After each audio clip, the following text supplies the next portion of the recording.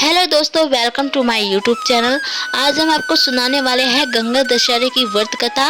आइए जानते हैं क्या है गंगा दशहरे की पौराणिक व्रत कथा। एक बार महाराज सगर ने व्यापक यज्ञ किया। उस यज्ञ की रक्षा का भार उनके पुत्र अंशुमान ने संभाला। इंद्र ने सगर के यज्ञ घोड़ा का अपहरण कर लिया। यह यज्ञ के लिए विघ्न था। परिणामतः अंशुमान ने सगर की 60,000 प्रजा लेकर अश्व यानी घोड़े को खोजना शुरू कर दिया। सारा भूमंडल खोज लिया पर घोड़ा नहीं मिला। फिर घोड़े को पाताल लोक में खोजने के लिए पृथ्वी को खोदा गया। खुदाई पर उन्होंने देखा कि साक्षात भगवान महर्षि कपिल के रूप में तपस्या कर रहे हैं।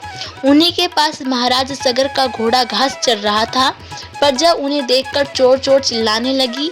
महर्षि कपिल की समाधि टूट गई। जैसे ही महर्षि ने अपने अग्नि नेत्र खोले तो ही सारी प्रजा भस्म हो गई। इन मर्त लोगों के उद्धार के लिए महाराज दिलीप के पुत्र भगीरथ ने कठोर तप किया। भगीरथ के तप से प्रसन्न होकर ब्रह्मा ने उनसे वर मांगने को कहा तो भगीरथ ने गंगा की मांग की।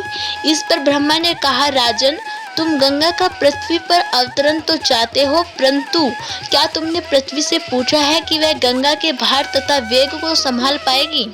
मेरा विचार है कि गंगा के वेग को संभालने के लिए शक्ति केवल भगवान शंकर में है। इसलिए उचित यह होगा कि गंगा का भार एवं वेग संभालने के लिए भगवान शिव का अनुग्रह प्राप्त कर लिया जाए। महाराज भगीरथ ने वैसे ही किया। उनकी कठोर तपस्या से प्रसन्न होकर ब्रह्मा जी ने गंगा की धारा को अपने कमंडल से छोड़ा। तब भगवान शिव ने गंगा की धारा को अपनी जटाओं में समेटकर जटाएं बांध ली। इसका परिणाम यह हुआ कि गंगा को जटाओं से बाहर निकलने का पथ नहीं मिल सका। जब महाराज भगीरथ को और भी अधिक चिंता हुई, उन्होंने एक बार फिर भगवान शिव की आराधना में घोर तप शुरू कर दिया। तब कहीं भगवान शिव ने गंगा की धारा को मुक्त करने का वरदान दिया।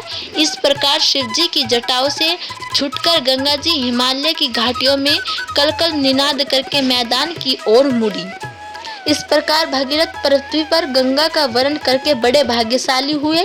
उन्होंने जनमानस को अपने पुण्य से उपकृत कर दिया। युगों युगों तक बहने वाली गंगा की धारा महाराज भगीरथ की कष्टमयी साधना की गाथा कहती है।